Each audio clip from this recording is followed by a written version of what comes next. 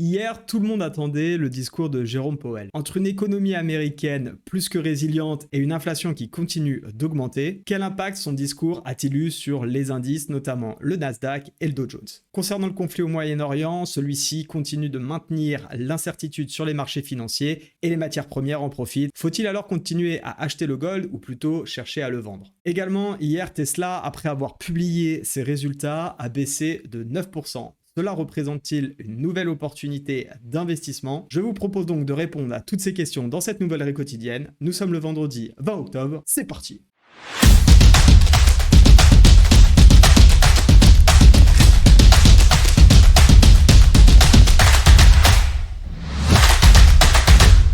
Bienvenue à toutes et à tous, ravi de vous retrouver, dernier jour de la semaine et on démarre tout de suite, car même si c'est le dernier jour de la semaine, nous sommes vendredi, on a beaucoup de choses à voir. Non seulement sur ce qui a été publié hier, toutes les informations qu'on a pu avoir sur l'économie et sur les différents résultats d'entreprise, mais également sur nos graphiques. On s'attardera aujourd'hui sur le Nasdaq, le Dow Jones, le Gold et un petit bonus exclusif sur l'action Tesla où je vous partagerai mon avis notamment technique. Faut-il acheter ou pas? Je vous dis tout ça à la fin de cette vidéo. Avant cela, on a des éléments importants à voir. Bilan actualité de cette journée et de la veille. On a eu Jérôme Powell, je pense que tout le monde l'a vu. Quand il prend la parole, c'est la fête. Ça monte, ça descend, ça part dans tous les sens. Surtout pour au final finir sur ce constat que ce dernier, avec ses copains de la Fed, souligne une activité économique relativement robuste aux États-Unis, mais une trajectoire d'inflation incertaine. Conséquence de quoi? Finalement, un petit peu statu quo, on est toujours dans cette même perspective. Le spectre d'une hausse des taux par la Fed plane, c'est-à-dire qu'a priori, avec le contexte d'incertitude du conflit au Moyen-Orient, on serait a priori, et c'est comme ça que c'est reflété sur le marché, pas trop dans une optique d'une nouvelle hausse de taux, mais pour autant, si l'économie américaine reste résiliente, comme les chiffres peuvent le publier, même si j'y amènerai une petite modération un peu plus tard, cette économie donc résiliente et une inflation qui continue de monter, finalement, ça pourrait aussi laisser la latitude à la Fed d'augmenter ses taux. Donc, l'important, c'est quoi? C'est de voir un petit peu où on en est le consensus par rapport à cette prévision d'augmentation des taux. On le voit, 75%, là je suis sur la période de décembre, qui s'attend à ce qu'on ait un statu quo au niveau des taux. Donc on a quand même 25%, un petit peu moins, qui pensent qu'il va y avoir une hausse. Je ne vous ai pas montré celle du 1er novembre parce qu'on est quasiment à 100% où on s'attend à un statu quo. A priori, sauf grosse surprise, on devrait rester sur les mêmes niveaux. On parlait d'économie résiliente sur les États-Unis. Effectivement, regardez cette publication qu'on a eue hier concernant le nombre d'inscriptions aux allocations de chômage, largement en dessous des attentes, ce qui montre encore une fois finalement que le marché de l'emploi se porte bien. Rappelez-vous le rapport Scholz, il y a encore de ça un peu moins de 15 jours, 336 nouveaux emplois créés, un taux de chômage qui reste relativement bas et constant, et on a peu, là en tout cas, d'inscriptions aux allocations chômage, ce qui fait que tant que l'emploi est là, c'est ce que je vous avais dit et répété, finalement l'économie reste résiliente. Pour autant, est-ce qu'il n'y a pas un décalage aussi entre les publications qu'on a et l'impact sur l'économie? Je pense notamment à la Fed et à l'inflation, ces choses qu'on va essayer de voir dans les prochains mois. D'ailleurs, pour contrebalancer un petit peu les bonnes nouvelles, on a l'indice des indicateurs avancés qui prévoit une économie future, qui prévoit l'évolution économique future des États-Unis plutôt dans une tendance baissière. Si vous vous demandez ce que c'est que cet indicateur, je vous ai fait partager plus exactement un article de la BNP qui vous en dit un peu plus à ce sujet-là. Également, chose extrêmement importante, je l'ai partagé dans le Telegram ce matin. Si tu n'es pas d'ailleurs dans mon Telegram, je t'invite à nous rejoindre. Je distribue continuellement de l'information, que ce soit via des Twitter ou autres vidéos à titre pédagogique. Mais ce matin, je vous ai partagé un article extrêmement intéressant d'un point de vue d'un économiste américain qui remet en question, ou qui remet en lumière plutôt la pertinence du résultat qu'on a pu avoir sur les ventes en détail parce que celui-ci intègre l'inflation et finalement si on enlève l'inflation, on s'aperçoit que les ventes n'augmentent pas tant que ça et ça cache pas mal de suppositions. Donc je vous invite à aller le voir, je vous en parlerai plus en détail dans la RIC Hebdo qui sera publiée dimanche. Concernant le CAC 40, je voulais juste en reparler parce que je le sais, il y a beaucoup de chauvins parmi nous et c'est important de savoir où on en est notre indice. Pareil, dans la dernière RIC quotidienne, RIC Hebdo de dimanche, je vous avais dit attention, on est dans un contexte qui est vraiment pas propre dans l'économie française en général. Je m'attends absolument, en tout cas fondamentalement, à rien qui maintienne les prix sur le niveau qu'on avait déjà lâché semaine passée. Et je vous ai dit, on a lâché ce niveau. Pour moi, on a eu la bougie de rejet. Conséquence de quoi, objectif prochain, aller rechercher cette zone de polarité. Et on le voit pour l'instant sur la semaine. on a plutôt suivi ce plan, donc vigilance à ne pas acheter juste parce qu'on considère que ça a suffisamment baissé. Je pense notamment par exemple à l'action LVMH. Ne vous précipitez pas sous réserve que c'est une action de qualité ou de valeur ou de ce que vous voulez de croissance et que vu qu'elle a fait moins 20, moins 25, moins 30%, j'ai plus le résultat en tête, eh bien c'est le bon moment. Ça ne suffit pas. Assurez-vous qu'on ait des retournements à la fois fondamentaux et techniques qui permettent bien de continuer à se repositionner, à réinvestir. Chacun, bien évidemment, fait ce qu'il veut à ce niveau-là. Concernant le contexte géopolitique au Moyen-Orient, eh bien, pas vraiment de grosses nouvelles à ce sujet-là. On a un pétrole et un gold qui explosent. On reviendra sur le gold parce que si vous m'avez suivi sur les dernières riz quotidiennes, eh bien, je me suis, entre guillemets, planté. Enfin, en tout cas, planté. Le plan que j'avais de vendre le niveau ne s'est absolument pas déclenché. Bien au contraire, on a une impulsion. Et donc maintenant, le plan a un peu changé. C'est ce qu'on verra dans l'analyse technique du gold. Je vous présente également le pétrole. Je vous avais indiqué hier, je crois, dans la riz quotidienne, le mouvement depuis le début du conflit au Moyen-Orient. Et on voit vraiment une explosion à la hausse. Encore une fois, retour sur gros niveau support weekly. Le contexte macroéconomique, géopolitique fait que, eh bien, on a une hausse du pétrole. Et donc, on a un joli rebond technique qui s'est mis en place sur cette zone. Voilà un petit peu pour les actualités. On reviendra sur les chiffres de Tesla dans un instant. Je vous propose de passer sur le calendrier économique qui, de mémoire, est relativement faible cet après-midi. On va se mettre en français. On va aller... Regardez, le CAC 40 continue de dévisser après le discours de Powell, c'est ce que je vous disais en préambule. Donc, ici, pas trop de news, beaucoup de discours. Pas de news, très clairement pas de news. On a eu en revanche pour les amateurs de GBP beaucoup d'informations où on voit une économie qui contracte avec des ventes qui chutent assez nettement, des prix à la production qui baissent, qui est plutôt à la rigueur une bonne nouvelle en Allemagne. Mais attention malgré tout, c'est pas suffisant, ça en fait de loin des bonnes nouvelles. Bien au contraire d'ailleurs je trouve concernant notamment le Royaume-Uni, donc beaucoup de prudence et de méfiance à ce niveau-là concernant le calendrier économique. C'est assez faible. Oui, tiens, il y a une information dont je ne vous ai pas parlé. Je vous en ai parlé rapidement hier dans la riz quotidienne. Je vous remets pour ceux qui ne l'ont pas vu. Concernant le potentiel risque de crise économique, j'ai fait ici un calcul savant, comme je vous le disais hier, qui est tout simplement une soustraction pour avoir le spread, c'est-à-dire l'écart entre le rendement du 10 ans et le rendement du 2 ans sur le bon de trésor américain concernant le marché obligataire, et on le voit très nettement, ce spread, c'est-à-dire l'écart entre le 10 ans et le 2 ans, est en train de réduire assez significativement. Pourquoi j'observe ça ? Tout simplement parce qu'on a une inversion de la courbe des taux des rendements obligataires, il y a de ça maintenant plusieurs semaines, même voire plusieurs mois, et on le sait d'un point de vue historique, généralement, lorsqu'on a cette inversion, eh bien, quand on retourne à la normale, c'est-à-dire quand le rendement du 2 ans devient inférieur au rendement du 10 ans, très généralement, on a un crack, une crise qui se produit. Bien évidemment, les données du passé ne présagent pas de celles du futur, mais statistiquement, encore une fois, ça renforce un peu plus le biais et l'atmosphère dans laquelle nous sommes depuis quelques temps, avec des indices qui continuent de chuter. Et l'idée, ça ne sera pas de dire c'est la crise une fois qu'on aura déjà fait 50% de retracement, mais plutôt de s'y préparer et de continuer à travailler à la vente comme on le fait dernièrement. Rapidement, pour vous illustrer un petit peu cet écart, on le voit bien, là c'est en bleu, vous avez le 2 ans, en orange, vous avez le 10 ans, et vous voyez bien que l'écart se resserre, l'espace entre les deux se resserre, et donc potentiellement s'attendre prochainement à un retournement. Voilà concernant un petit peu tout ce qui est macroéconomique fondamental. Concernant la riz quotidienne d'hier, je vous l'avais dit, concernant le Nasdaq également, on a des plans qui étaient plutôt intéressants. Où est-ce qu'on en est ? En fait, c'est ça la question qu'il faut toujours se poser, c'est où est-ce qu'on en est ? Finalement, qu'est-ce qu'on avait vu la semaine dernière et cette semaine ? On avait vu un rejet ici assez significatif semaine passée sur les 0,618 dans un contexte baissier avec cette résistance oblique. Premier signal de continuation finalement de la tendance de fond. Je vous rappelle qu'on regarde les tendances de fond, même si on intervient en 5 minutes, même si je vous le déconseille, et en 15 minutes ou en 1 heure, on regarde toujours les tendances de fond. On ne ferme pas les yeux, on ne se met pas des œillères et on rentre tout de suite sur les unités de temps sur lesquelles on trade. On analyse techniquement l'ensemble et on voit un petit peu les décisions qu'on peut prendre.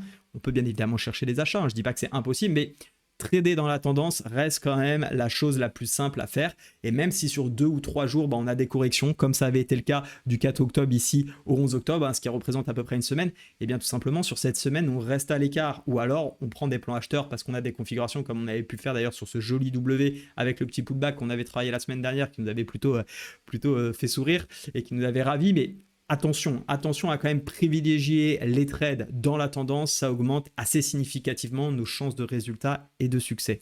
Concernant ce qu'on va faire cet après-midi et ce qui s'est passé, encore une fois, l'objectif, c'est d'essayer de comprendre. Je vous l'avais dit, début de semaine, pas trop fan de vendre ici, même si je cherchais les ventes. Pourquoi?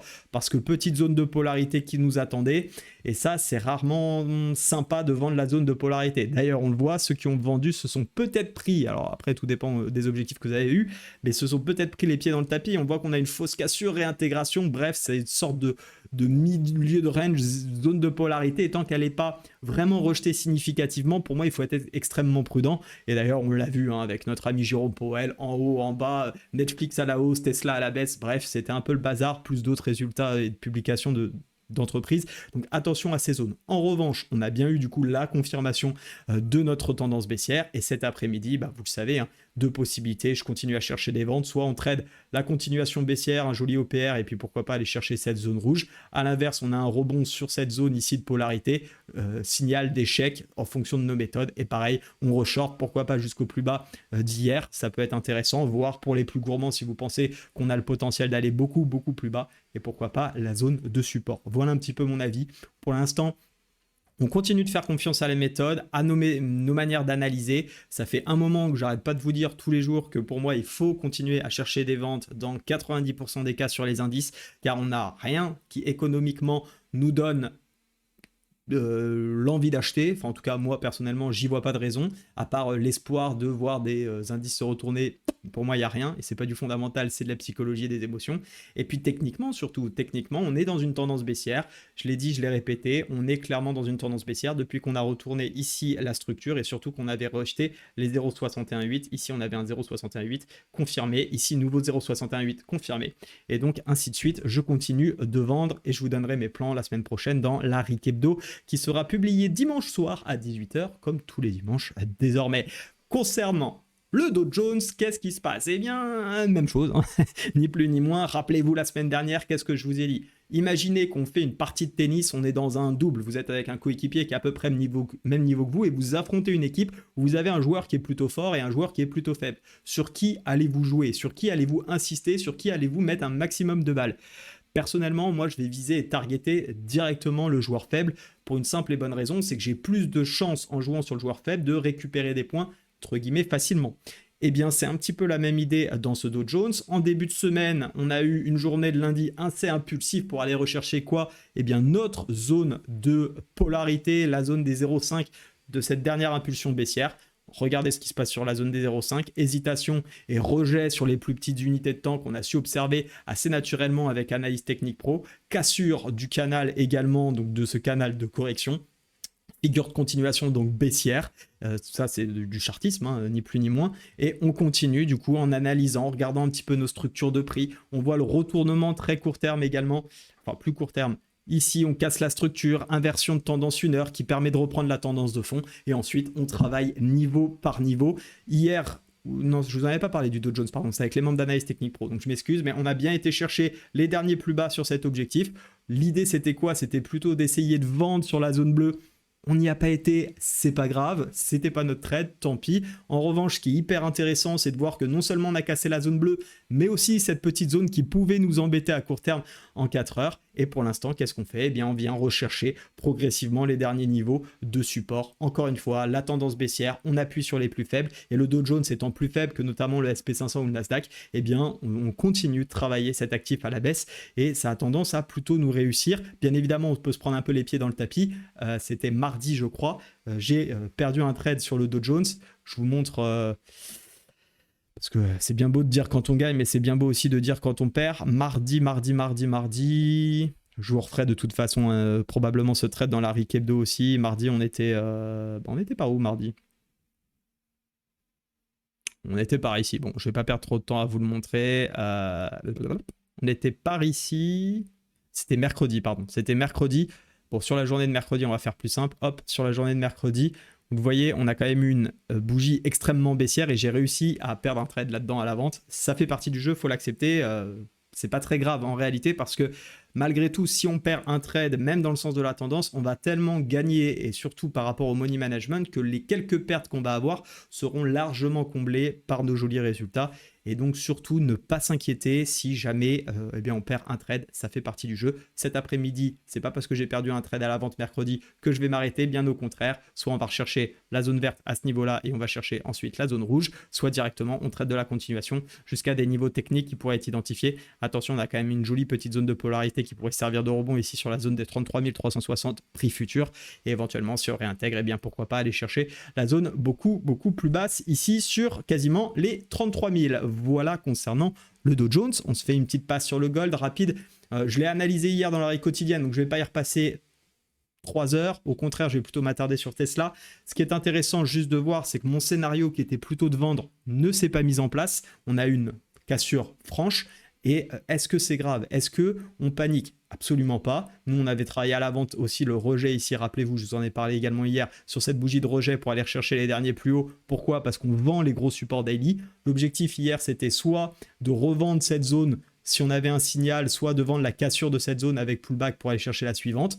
Et bien sûr, ne pas prendre d'achat tant qu'on n'avait pas de validation de cassure. Ici, on a enfin la validation de cassure. Donc, qu'est-ce qui se passe? Eh bien, on change de plan. On change de plan parce que non seulement le conflit au Moyen-Orient nous invite à beaucoup de prudence, de l'incertitude, et encore une fois, historiquement, les conflits ont plutôt poussé les capitaux à aller vers les valeurs refuges, dont l'or fait partie, et en plus, parce que techniquement, désormais, j'ai clairement un rebond aussi, et ma tendance ici, que je peux essayer de matérialiser en 4 heures, on va essayer de la définir ensemble. Vous voyez, cette impulsion 4 heures ici, qu'on pourrait peut-être faire de la sorte, clairement n'est plus, clairement n'est plus du tout baissière. Et quand on regarde le plus court terme, on est repassé au-dessus des niveaux de support. Donc, on continue de travailler dans le sens de la tendance, désormais qui est pour moi moins baissière et qui peut, en tout cas sur le court terme, se prêter aux hausses et aux achats. Ensuite, ici, concernant Tesla, rapidement vous donner mon avis. Revenons peut-être également sur les publications de cette magnifique entreprise de voitures. Donc Tesla, qu'est-ce qu'on a eu? Tesla a vu ses marges rétrécir, moins 18% comparé à l'année précédente, et notamment lié à quoi? À l'augmentation bien entendu de la recherche et du développement, mais aussi à ses coûts de production, ainsi que ses différents investissements. Le chiffre d'affaires, bien qu'en hausse, comme vous le voyez, de plus 9% pour atteindre 23,4 milliards de dollars, n'a pas suffi à rassurer les investisseurs, puisque comme on va le voir, le titre a perdu un peu plus de 9% et cote actuellement à 220. On a eu quand même des nouvelles qui se sont voulues rassurantes parce que Tesla compte énormément sur l'arrivée du Cybertruck pour pouvoir renverser la tendance et redonner un élan, notamment au cours de l'action. Est-ce que ça sera suffisant? Personne ça ne peut le savoir, on ne sait pas comment va se passer ce lancement, on ne sait pas si tout se passera comme prévu. Donc à partir de là, la question fondamentale, je vous laisse y répondre pour savoir s'il faut investir ou pas dans Tesla. À quel prix? Ça, c'est ce qu'on va essayer de déterminer si on était plutôt acheteur. Qu'est-ce qu'on observe sur Tesla? Déjà sur Tesla, ce qui est important de noter, c'est qu'on avait une tendance baissière qui s'était mise en place jusqu'au moment où on avait retourné ici le 5 juin, enfin sur la semaine du 5 juin, je suis en weekly à ce niveau-là, l'action. On avait une jolie hausse, une cassure assez nette, assez propre, et regardez dans quoi on a été se bloquer. Encore une fois, c'est de l'analyse technique, savoir identifier les zones principales et les grosses tendances. Eh bien, on a été finalement se positionner et se bloquer dans le 0,618 de toute l'impulsion baissière et dans également ce niveau de résistance qu'on avait à ce niveau-là et qu'on avait aussi identifié. On a eu une première bougie de rejet qui était clairement un signal pour s'en aller des achats. Nous, on avait travaillé une divergence, je ne sais pas si vous vous souvenez, une petite divergence RSI sur zone de support hyper intéressante qui nous avait plu. C'est pas ici, c'est ici, ça sera mieux. Hop, RSI, on va le remettre. Vous voyez cette petite divergence. Attendez, parce qu'on ne voit rien. Hop là. Elle était petite, mais elle était présente. Ici, on a bien un plus bas plus bas sur le prix, mais inversement sur le RSI. On a donc la divergence et on avait plusieurs objectifs à aller chercher. D'une part, les 0,5 avec, alors déjà d'une part, il y avait cette zone de polarité. Une fois qu'on l'a cassé, deuxième objectif, aller chercher les 0,5. Troisième objectif, aller chercher les 0,618. Et on pouvait avoir un quatrième objectif ici qui est d'aller chercher les 100%. Maintenant, ce qu'il faut bien observer, c'est que cette dynamique haussière, pour moi, elle est absolument pas encore remise en question, mais on a toujours cette dynamique de fond qui pèse, notamment avec cette oblique. Et tant qu'on n'aura pas repris ici les 0,618, il y a un potentiel de contraction du prix de l'action.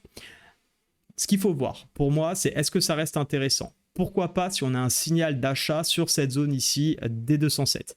Maintenant, ma question, je vous reviens, c'est est-ce que vous pensez que Tesla et l'économie se prêtent à l'investissement et aux achats de voitures, notamment neuves, sur Tesla?